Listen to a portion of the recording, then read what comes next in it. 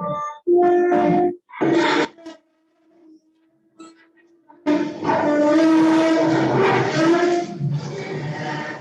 always like to wait till the chairs stop making their spots. That's the introduction. Welcome, everybody. I'm so happy you are here today. Let's start with the Pledge of Allegiance. I pledge allegiance to the flag of the United States of America and to the republic for which it stands, one nation, under God, indivisible, with liberty and justice for all. Thank you. Please be seated.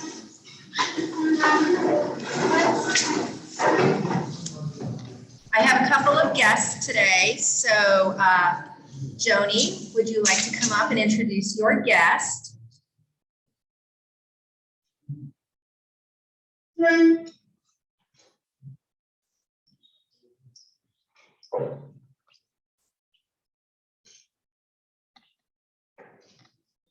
Well, I'm thrilled to introduce my guest, who is an almost member. We have the application on the table, and she paid for lunch. So this is Pam Foster, and she teaches at Washburn University. Welcome, Pam. Thank you, Joni. So you have a guest today. Would you like to introduce your guest?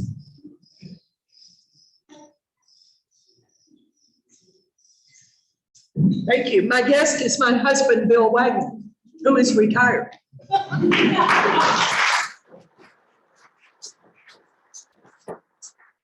Thank you. It's great to have you here, Bill. Okay, we're going to start with announcements. And the first announcement, Joan is going to speak to. I've had the privilege for the past 4 years of chairing the Topeka Rotary Foundation. And it's been a really interesting experience because Joni Underwood, when she was chair of the foundation, started the process for designating a signature project where instead of giving a little dribble of money here and a little dribble of money there, we put a good amount, $20,000, into a project for up to 3 years.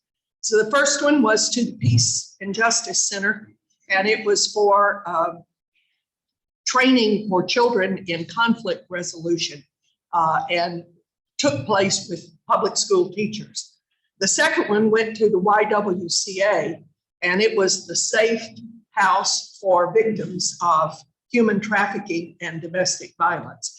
And that program was picked up in part by the Rotary District, and we had a global grant even to fund it. It's in its 3rd year. And so we solicited applications again. We received a total of 8. We had a small committee of trustees that evaluated those applications and brought 2 before the trustees earlier this week.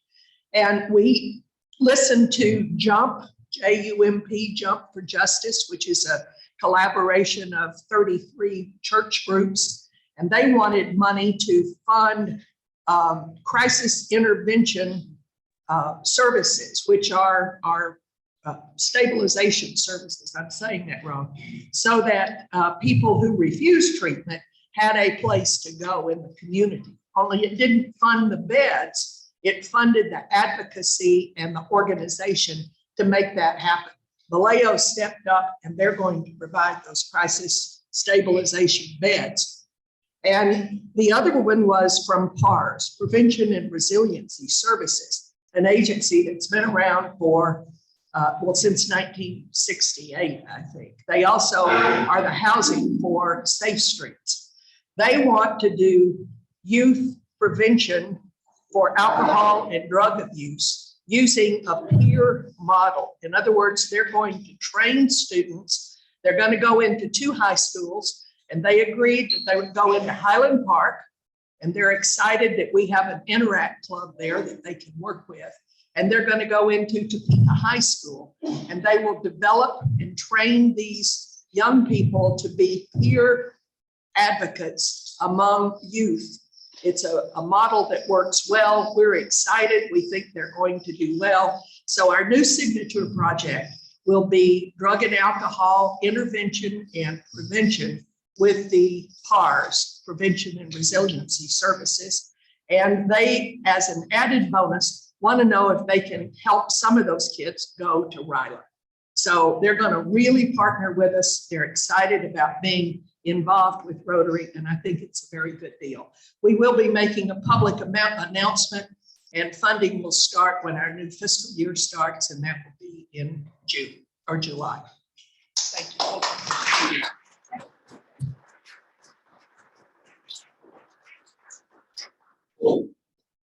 That's just amazing. I mean, it ticks a lot of the boxes that are of passion and interest for Rotary. Certainly, the idea of helping to raise up kids and helping students be able to make wise choices.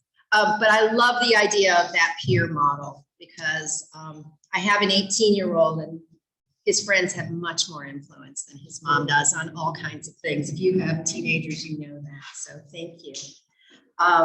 So I just have a few other announcements. There are some copies of the meal selection form at your table. I did also include it in the email that went out. So please fill that out. I have given you a May 31st deadline. And I will send it out again, but I'm trying to respect not filling up your email box too much. But if you are better with paper, there'll be copies of this that I will have available at some subsequent meetings. And then this is going to be effective. Your choices will be effective July 1st. And as you recall, we did make a slight increase in the cost of the food, but that is because the cost of food, if you've gone anywhere to buy food, you know the cost of food has really gone up. And so that is, we made a very nominal increase that was approved by the board. Similarly, there is a volunteer form at your place. And so please, if you have not had an opportunity to look at opportunities for you to volunteer with our club, please take a moment to sign up. And again, we're getting ourselves ready for Steve's year. And he's just going to have a golden year and everything's going to be perfect. So we're getting it all lined up for him. So he is a very much an organizer. So I'm super excited to be able to make sure all these things are in place to set him up and launch his year positively. Thank you to everyone who filled out the survey. That is the survey that is helping to set the trajectory for the next 3 years. And I will take it upon myself to report out the results of the survey. I can send you a dashboard so you can see what it is, but we can also put some context to it. I'll take a little bit of time at an upcoming meeting to share with you some of the results so you know what your fellow Rotarians talked about and thought were important. Directly after this meeting, the memorial planning team is going to meet here. So as soon as we're done, we're going to meet. We need to plan our event and work on the logistics for the June 9th memorial meeting. Not really an event, meeting. It's an opportunity for us to honor club members who've passed away in the last couple of years. And we've had a few for all kinds of reasons. I hope you did see that I did include the obituary about Reverend Mike Cooney. That was very sad news. And so there's information on his memorial and his visitation if you are interested in being able to attend that. So that is all the announcements I have. Steve, is there anything I've missed before we move on? Still room for wine for Sunday afternoon. Yes, please feel free to sign up or to just drive on out to Spirit Lake. And remember, they're international wines with a Spanish focus. So bring a bottle of wine and have a good time on Sunday. So, okay. I did not write down who's going to do the introduction. I'd like to. I would love for you to do the introduction, Vince. Thank you. Good afternoon. Well, it's my pleasure to introduce Alison Beebe, our speaker today. She's also known as Top City's Flavorista, and she has over 17,000 people following her on Facebook. I'm one of them. to learn all about local restaurants, businesses, and events that are coming up.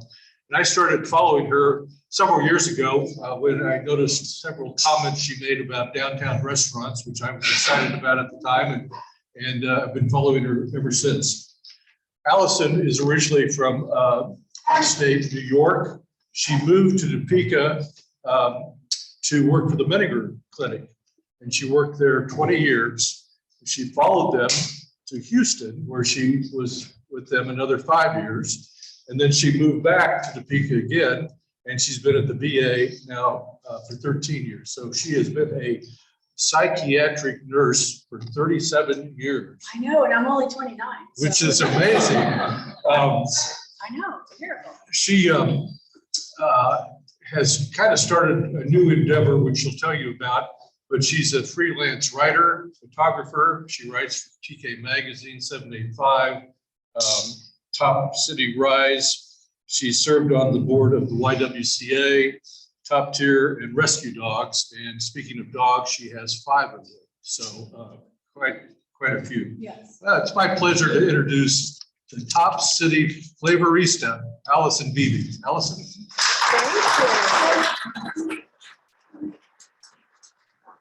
Well, hi, that sounded super fancy, didn't it? Can y'all hear me okay? Okay.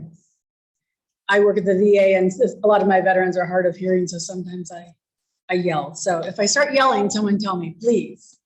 Okay, okay. So as Vince was saying, I appreciate you for inviting me, first of all, and thanks for having me today. I am a psychiatric nurse, and I've been doing that for 37 years. But I think what started me enjoying and promoting and supporting small businesses was growing up in Niagara Falls. Obviously, it's a touristy area. And so my family and I would go to Niagara Falls. If you live near Niagara Falls, you just go on a regular basis because it's just beautiful, if you've ever been there. And we found ourselves directing people. Go here, you need to go to Deacon Millow's Bread, you need, you need a Viola sub, you need, and then we would also help out with family photography because if you've all gone on vacation, there's the one guy, usually the dad, who's not in any of the photos. So that was our family, picking up trash, directing people, suggesting local businesses. My grandfather had a roofing company and my uncle had a car repair shop. So when we would go out and about in the city, people would recognize my grandfather, especially because he had been on their roof.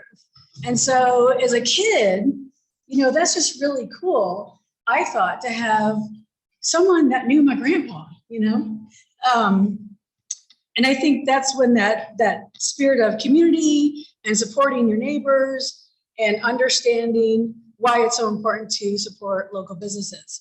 So fast forward, I went from Niagara Falls to Ohio to Maine and then to Boston after college and started working as a psychiatric nurse. And as Vince said, moved to Topeka the first time to work at Menninger.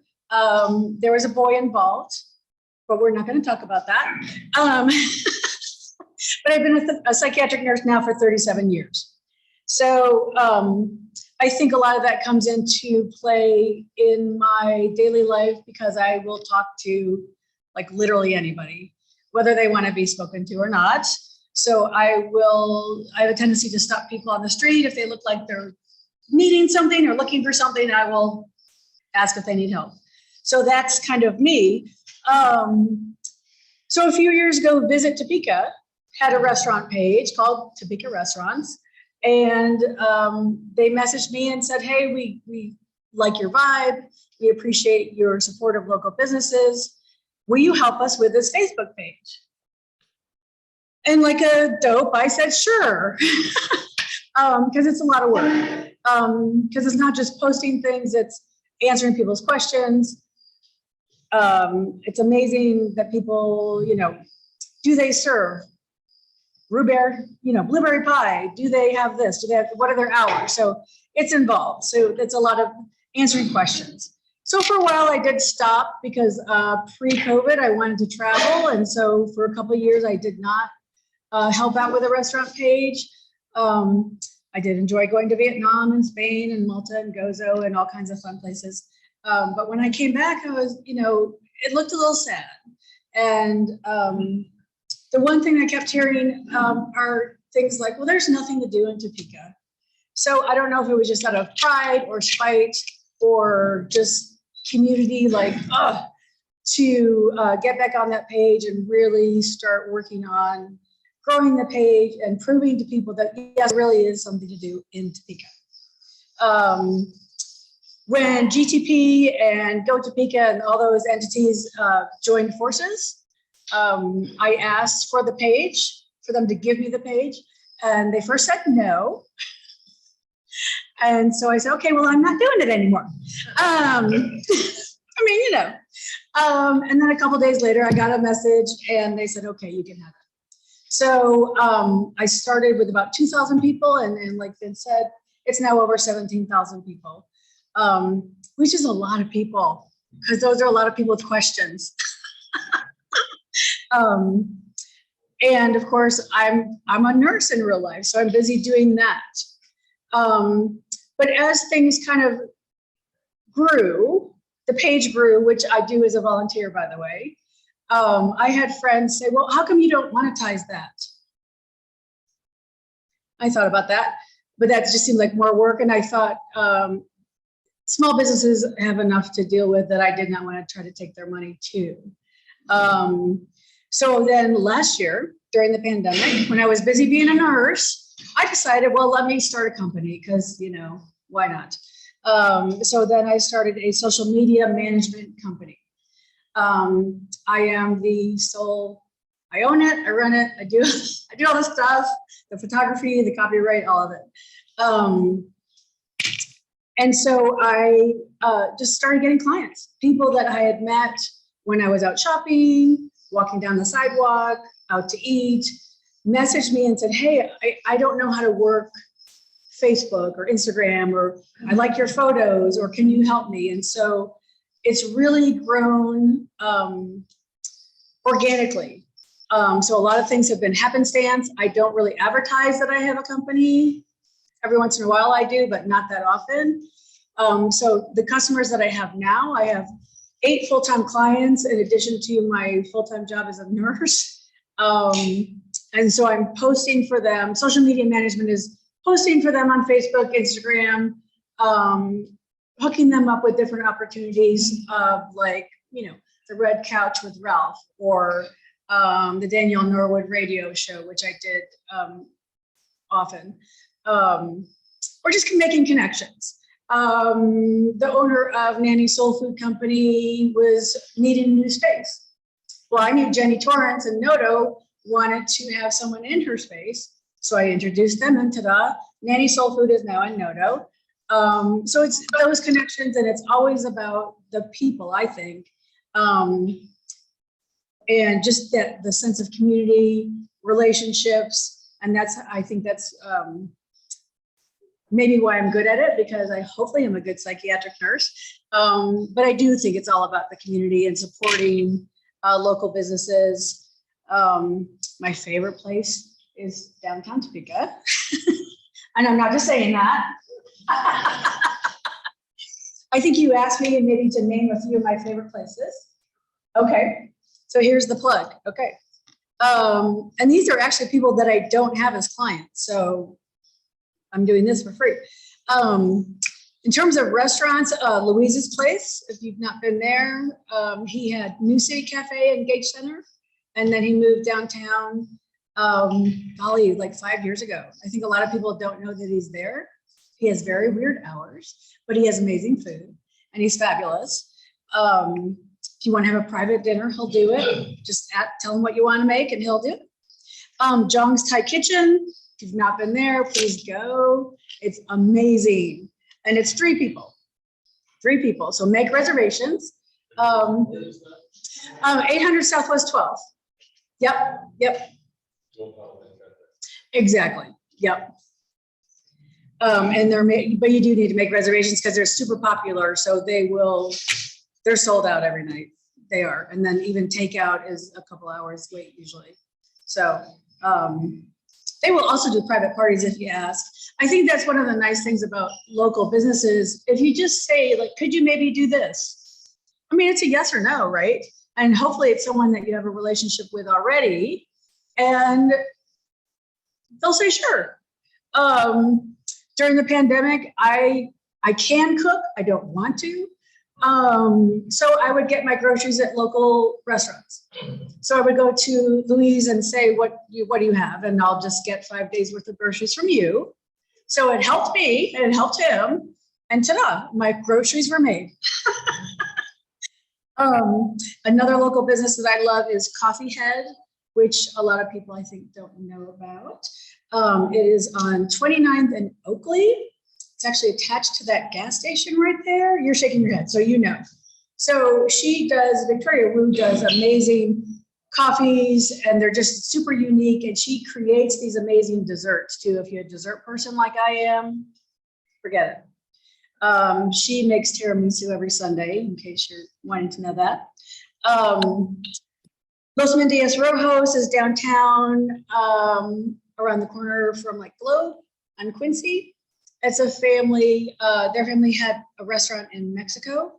And when they moved here, they started a restaurant with the same name. So it was something that their grandmother started in Mexico and has handed down those recipes. So it's authentic Mexican food from the central region of Mexico, which is different than other regions of Mexico. But it's an amazing place. Chez Yazoo, you've probably all been to. Again, it's the only French restaurant in town. If you haven't been there, their menu probably has not changed, which is fine because they've perfected what they're doing.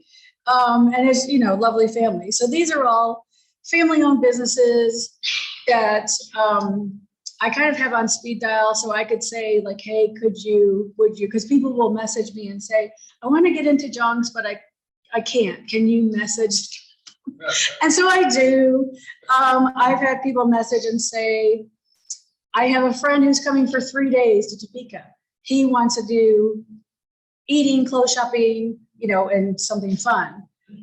Go. Tell me. And so then I kind of feel obligated to come up with a schedule for them, which at some point I'm going to have to start saying no to things because I'm very, very busy. But yeah, so right now I do full-time work as a registered nurse at the VA. So I work with veterans with mental health issues. And then I do that during the day. And then in the evening, I generally go out and promote local businesses, either their clients or I just do it for fun because I love them. But it is all about the people. It's about the relationships. So you could make maybe a mediocre peanut butter and jelly sandwich, but if you're an awesome person, I will support you. Versus someone who's kind of a jerk and makes a great peanut butter and jelly sandwich. It's about the people and it's about the community and being supportive. So I don't know. What else do you want to know? How you go in there and just say who you are, and then they try to suppress you. You can be free, knowing that you're going to be. Well, yeah. It's kind of funny because I'm not a food critic. I do have a blog that I occasionally write about different restaurants, but I often get free food, which I don't really need, but people will give me, or they'll say, try this and tell me what you think, and then take photos of it and that sort of thing. So my clients, obviously, people that are my clients pay me because it's supposed to be a company, so. But I do, 2 weeks ago, Cyrus Hotel invited my friends and I to come and spend the night and have dinner and breakfast and in exchange for promoting. So that's kind of what someone would call an influencer.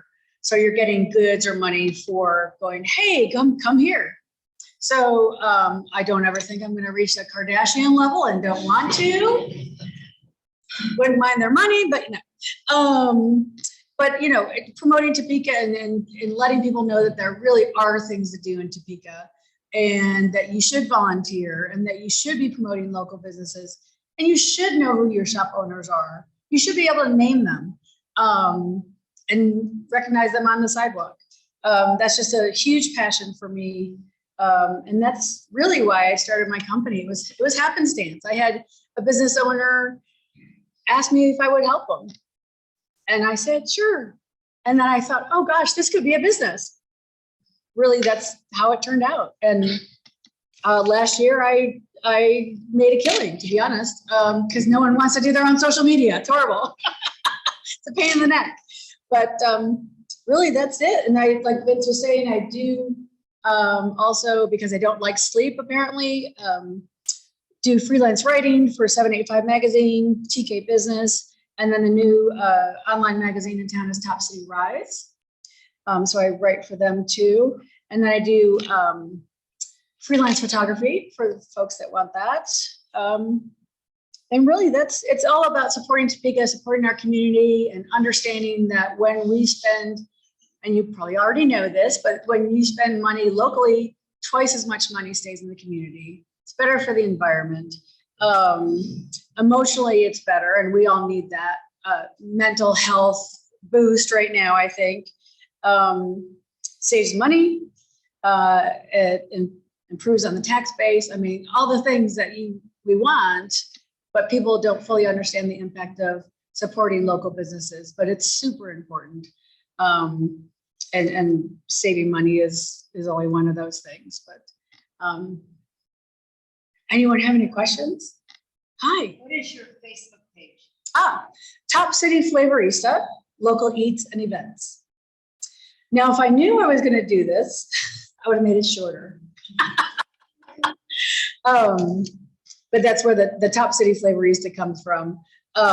When I first started writing for 785 magazine, Carice Mapes, who's the editor and owner, she put in an article about me and called me the Flavorista. So I just ran with that. It's like, well, that makes sense. Okay, sure. So it's always been just like that. Like I haven't really thought about it a lot. It just kind of just happened. So now I have a company and 2 full-time jobs. Yeah. I just lived it, and again, it looks like it's just like the others, but one restaurant I would put on a list if anyone hasn't gone there for years. There are a lot of expensive restaurants, and about 80% of them kind of have the same. Similar, yeah, yep, Same yep, supplier, sure. but we had never been until a year ago, El Ranchito, which is Mhm. across from Johnny's. Right. the old pizza, Right, And it was, some of the menu items are the same, but they taste different, and Right. some things are just native to them, but Mhm. we love that. Yes. It's a place I just stumbled on, haven't really thought about before. Well, I think unfortunately, a lot of people don't venture off of Wanamaker. And that is like a huge pet peeve for me because we have so many great restaurants and shops. You know, on Southeast 6th Street, if you start at Branner and Southeast 6, you can just start at Zoila's, who's right at the bottom of that little hill there, and just go down and you'll meet amazing people that want to tell you about their story and about their food, and they want to feed you good food. And it's just amazing to talk to people and why they do what they do, their recipes from their family, what have you. That's far more exciting than waiting in line for someone that warms up food. That's, for me, that's Well, just, isn't that also down at 50 Branner, is that like there's a Mexican grocery, yes, and so you can get things that you can't get anywhere else. correct. So if you just go there, just go the whole road, all of it, just straight down. Yep. Favorite cheeseburger? Favorite cheeseburger? Burger stand. Burger stand. Yeah. I like their old location better, but their food is the same. So Burger stand would be my favorite cheeseburger. Yeah. What's one restaurant you would like to, what kind of restaurant would you like to see come to Beebe? We don't have that. Good question. Okay. So we had Tajin that was here for a very short period of time. He was in Josie's in the evening. And then after Josie's closed, he kind of disappeared.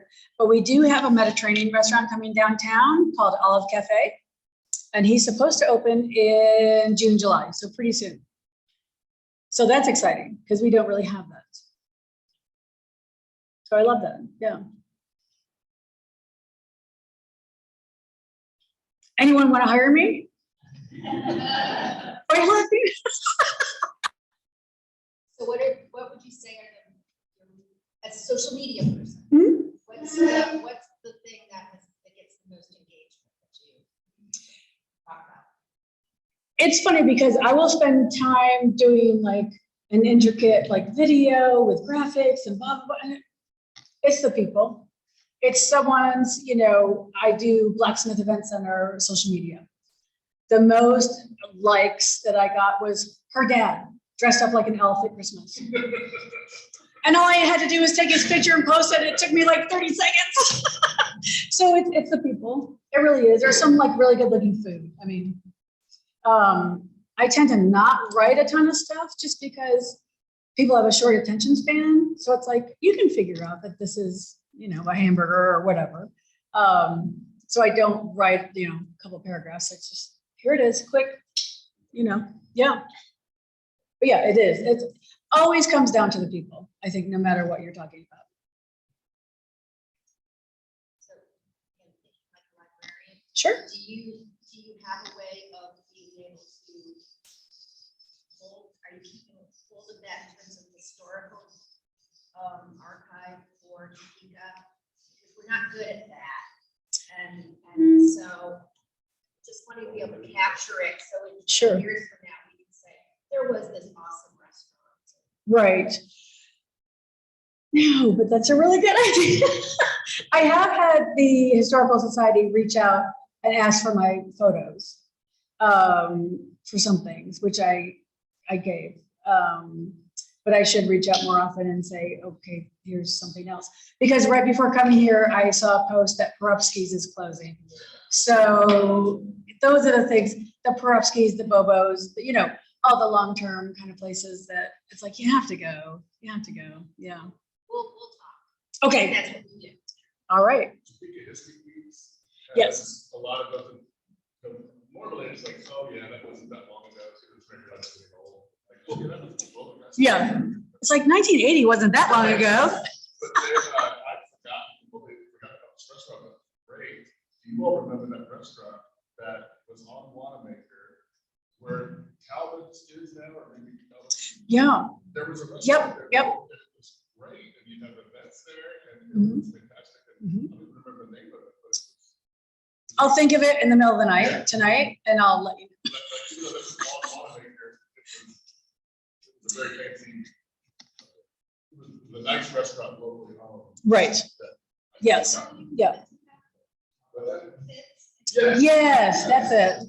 Well, and I think that's the mistake that people make. It's like, oh, I don't need to go there because they'll be there forever. But if you don't support them, they can't stay. They can't live. This is someone's livelihood. If you don't support them and go to Wanamaker and go to the drive-through at McDonald's or wherever, they're not making any money. So how are they supposed to stay? And then people are disappointed when places close. Well, did you go? Did you support them? And if you didn't, then can't complain. Where you see some of these restaurants that close, have to do with somebody who doesn't want to take it over. when they Right. retire, Right. Compared to, that would think. Well, and I literally, just as I was coming in, saw that, so I didn't even read the article yet. So, Yes. right, Yeah, they can't find anybody to take over. Right. Some of these other places, like, well, the kids don't want the restaurant. Right. Yeah. So, I mean, So Mabel from Hunam's reached out to me and said, I want someone to take my restaurant and I'm willing to give that person all of my recipes. Oh my gosh, that's an amazing opportunity. And I sent it to whoever I could think of to send it to. And so I don't know what's going to happen, but it's a shame. It is. Alison Marker, I see. So, I know I have like my dream businesses, like money or no object, I would open a French bistro, or money or no object, I would do this or that. I love hearing people's ideas, what they would love to see come to Topeka, so I'm curious, if money or no no object, you could start any restaurant or little business, or what would that be? And or what are you hoping to see come to Topeka? What would you like to see built here? No more franchises. Although I realize they bring money. I get it. But really anything international, I think we do have an overabundance of Mexican restaurants that, you know, some are great and some aren't okay. Anything more French restaurant, another Mediterranean restaurant, you know, anything, Ethiopian restaurant, like really anything. And I think Topeka would support it. I think there'd be a little bit of like, I don't know, but I think people would support it. But again, it's the advertising. It's because if someone's opening a business and they're busy all day, they're not going to have time to tell you about that we're here. And so that's hopefully what I try to do is to say we're here. I would open, of course, a rescue for dogs, which is not a restaurant, but that's what I would open.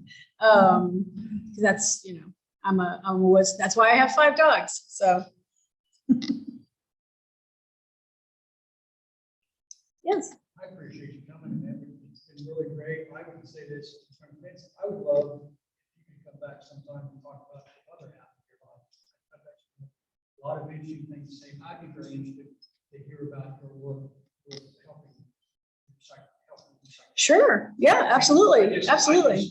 I wish we had more time. I'd ask more questions. I know we're getting short. Sure. Sure. But maybe sometime you obviously do a great job of talking, have a great presence. Oh, thank you. Really be hearing, you know, as much as you could share. You know, Sure. Well, yes, I do know where all the bodies are buried, but I can't tell you.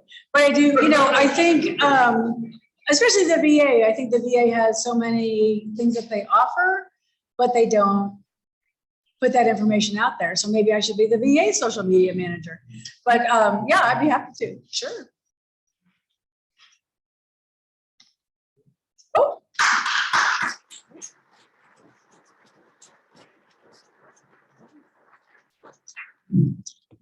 Thank you, Alison. That was wonderful. I too am part of the 17,000 and regularly follow, and had actually never met Alison, so that was great. That was great. And very good for, if not Vince, now Zach has a program in his pocket for starting in July. So thank you, Lonnie, for suggesting that. So our next meeting is Jim Klossman, and he is going to speak about the development of Wheatfield Village next week on May 19th. Are there any other announcements that? Okay, well then let's stand for the 4-way test. Of the things we think, say, or do, is it the truth? Is it fair to all concerned? Will it build goodwill and better friendships? Will it be beneficial to all concerned? Will it be fun and kind? All right, thank you very much, everybody. And don't forget to fill out your forms, the meal selection or the volunteer form. Thank you.